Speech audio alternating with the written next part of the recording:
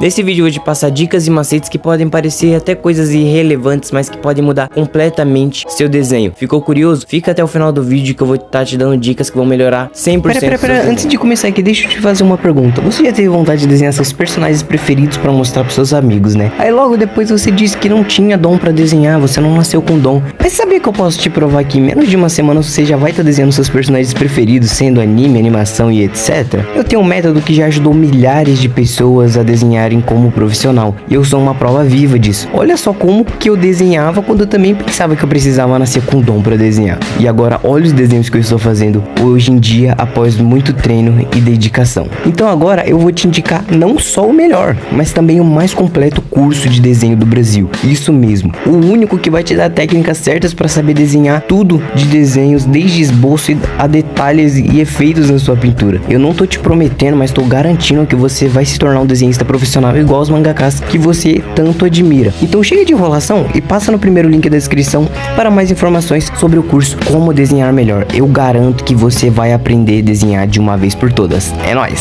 E aí rapaziada, como vocês estão? Espero que todos estejam bem. Pra quem não me conhece, eu sou o Gustavo e como vocês puderam observar aí no começo do vídeo, sim, eu vou estar passando dicas e macetes que vão melhorar completamente seus desenhos. Pequenas dicas que pra você pode parecer até irrelevante, que não muda nada no seu desenho, mas que pode mudar muita coisa. Mas antes que eu te passe essas dicas, eu preciso pedir algo muito importante. Eu preciso que vocês se inscrevam aqui no canal e deixem seu like. Porque na boa, nesse canal eu quero te ensinar a colorir e a desenhar, ou te dar dicas que podem melhorar muito seus desenhos. Então é muito importante que para que eu faça isso, para eu entender que vocês gostam desse tipo de conteúdo, é importante que vocês se inscrevam e deixem o like para eu entender, assim que eu posso trazer mais vídeos como esse, que vocês gostaram.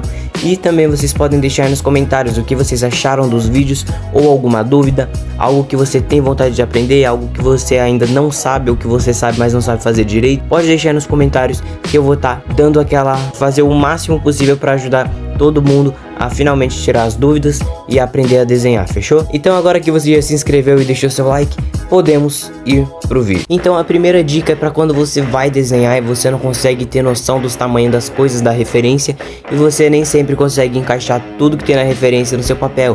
Tipo, você faz a cabeça, aí não tem espaço para fazer um ombro, aí não tem espaço para fazer a mão, porque você sempre sofre com esse problema de não ter espaço suficiente. E dessa vez eu vou te dar uma dica que vai te ajudar a ter uma noção de tamanho, onde de colocar cada coisa, que é fazer uma cruz no meio da folha, igual eu fiz nesse desenho do Eren. Eu vou estar colocando uma imagem para vocês observarem. Primeiro eu acho o meio da folha e depois eu faço duas linhas, uma na vertical, uma na horizontal. E como que isso ajuda você a ter noção de tamanho? Basicamente é como se fosse um grid, só que não é um grid. Você vai pensar, no quadrinho superior esquerdo tá tal coisa, no superior direito tá outra coisa, no inferior esquerdo tem uma coisa, no inferior direito tem outra. Então você vai observar e vai ver onde fica cada coisa para você ter uma noção certa de tamanho. Com esses quadradinhos você consegue saber o tamanho exato das coisas se você observar bem, beleza? Segunda dica, e uma das mais importantes na minha opinião, é para você conseguir tirar melhor aqueles pontinhos brancos que ficam no seu desenho. Sabe quando você passa o lápis e aí fica aquelas bolinhas brancas que você não consegue tirar de jeito nenhum? E se eu te disser que o motivo de ficar essas bolinhas brancas pode ser a sua mesa, sabia disso? Sua mesa pode ser que tenha textura. Como assim textura? Se você passa a mão e você percebe que ela tem tipo umas espécie de, como se fosse umas pedrinhas, algumas texturas, basicamente. Se você perceber que tem essas texturas, tem jeito de você fazer o desenho sem ficar essas texturas no papel, que é o que? Colocar uma folha embaixo da folha. Se você usa uma folha, por exemplo, uma da Canção Layout, que eu tô usando nesse vídeo, por exemplo, ela é sempre de 80 de gramatura, mas ainda assim ela pega uma textura da minha mesa. O que eu faço? Eu pego outra folha igual essa e coloco por cima da outra, coloco uma por cima da outra. A de cima é a que eu vou desenhar e a de baixo eu coloco para poder não chegar a textura no papel que eu tô desenhando, e sempre funciona. O desenho fica assim, aquelas bolinhas brancas, fechou? E essa dica é muito importante. Então confere se sua mesa tem textura, que talvez isso seja o motivo de seus desenhos ficar com pontinhos brancos. Terceira e também uma das mais importantes dicas que eu vou estar passando aqui, que também pode ser um causador dos pontinhos brancos no seu desenho, que é o que? Não deixar a ponta do lápis sempre bem apontada.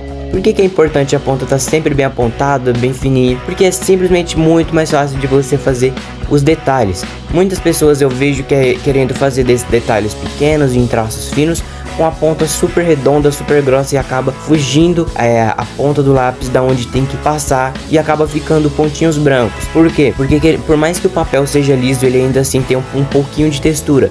E com a ponta do lápis totalmente redonda, não afiada, a ponta não vai entrar nessas pequenas texturas para preencher.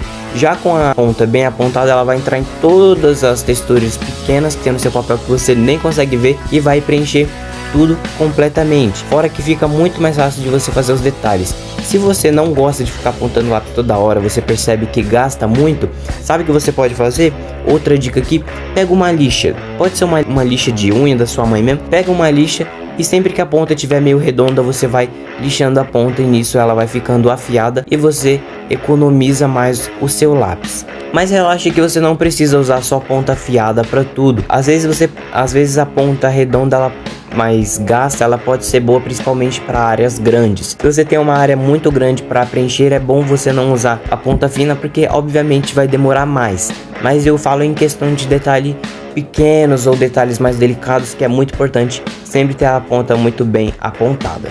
Quarta dica que eu vou estar passando aqui para vocês, já que na dica anterior eu acabei falando sobre a lixa para lixar a ponta do lápis e ficar mais fina, eu quero te dizer que essa lixa também tem mais uma segunda utilidade, para você fazer fundos no seu desenho. Se você tem problemas para fazer fundo, não sabe fazer fundo, eu sei uma técnica mais fácil possível de você fazer fundo. Aqui no canal tem até um vídeo onde eu falo sobre isso, depois passa lá para você pegar uma explicação mais completa, até porque aqui tem que ser um pouquinho mais rápido, que é basicamente o que? Você vai pegar uma lixa de unha, tanto faz uma lixa, tem até uma lixa específica para isso, para desenho, só que eu não sei exatamente o nome porque eu não tenho, e basicamente você vai lixar a ponta do lápis, vai lixar mesmo, sem dó, e depois você vai pegar aquele pó da ponta do lápis que sobrou na lixa e vai jogar no papel e basicamente vai passar o dedo, que nisso vai estar preenchendo um fundo e fica super legal, tá? Só pra avisar, fica muito maneiro. Então eu recomendo que façam isso quando você tem um fundo mais simples, ou se tá com preguiça, ou se você realmente não sabe fazer fundo.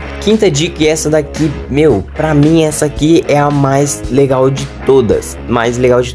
Sabe quando você tá desenhando e seu lápis começa a ficar pequeno e fica horrível de você conseguir usar o lápis? Eu sei, fica horrível, não dá pra pintar direito. Sabia que eu sei um jeito de você usar o lápis completamente inteiro, não vai sobrar nada do lápis, nada. Basicamente é o que? Colar um lápis no outro. Não entendeu?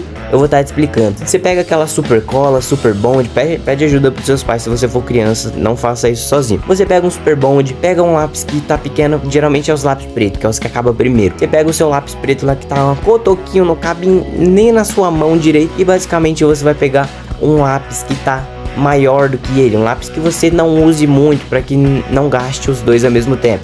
Você pega um lápis que tá bem maior que ele, que dá para você usar na sua mão, e basicamente você vai fazer o que? Você vai pegar esse lápis que tá maior, vai pegar um super bonder ou alguma cola para madeira, não sei, tanto faz, só não funciona com cola escolar, tá? Cola branca. Você vai pegar esse lápis que tá maior, vai passar um pouco de cola no topo dele, sem ser a parte da ponta, tá? Pelo amor de Deus. Na parte contrária do lápis tem a ponta e a parte de cima dele, você vai passar cola em cima dele e vai pôr o seu lápis que tá pequeno em cima dele. Basicamente é isso. Depois que a cola secar, tá pronto para usar. Você vai ter basicamente dois lápis em um, e o que tá pequeno você pode apontar à vontade, que vai ficar a ponta afiada, vai ficar do jeito que você quer, e você vai usar o lápis literalmente inteiro. Sexta dica, e essa também é para quando seu lápis está pequeno, caso você não queira colar seu lápis um no outro, ou você não tem cola, ou seu lápis não dá para colar, tipo o da Supersoft que não dá, você pode optar por um extensor de lápis. O que é um extensor de lápis?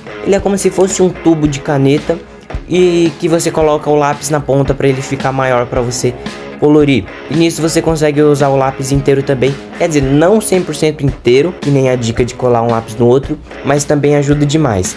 Você pode optar por comprar um extensor de lápis que é meio caro por aí, ou você pode fazer seu próprio extensor de lápis, que nem eu faço. Tudo que você precisa para fazer um extensor de lápis é um tubo de caneta e algo para esquentar. Então, ó, essa parte pede ajuda pros seus pais se for criança, viu? Só por precaução, tome cuidado. Você vai fazer o que? O jeito que eu faço, tá bom?